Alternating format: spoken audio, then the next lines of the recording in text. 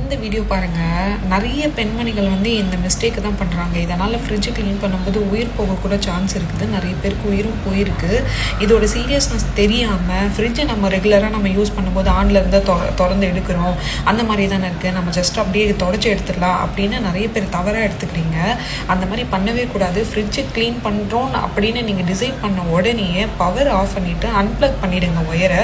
அதுக்கப்புறம் ரூம் டெம்பரேச்சருக்கு ஆனதுக்கப்புறம் அந்த ஃப்ரிட்ஜில் இருக்க ரேக்கெல்லாம் ரிமூவ் பண்ணி அதுக்கப்புறம் க்ளீனிங் ப்ராசஸை பண்ணுங்கள்.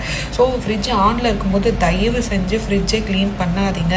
நிறைய பேருக்கு வீட்டில் இருக்க அம்மாங்களுக்குலாம் இது நாலேஜ் இல்லை. ஃப்ரிட்ஜில் எங்கே ஷாக் அடிக்க போகுதுன்னு தவறாக எண்ணிட்டு கரண்ட்டில் பவரில் இருக்கும்போதே நீங்கள் இந்த தண்ணி வச்சு துடைக்கிறதோ உள்ள அந்த எலக்ட்ரிக் ஒயர் போகிற இடத்துலாமல் இந்த பொண்ணு பண்ண மிஸ்டேக்கை நிறைய பேர் பண்ணுறீங்க.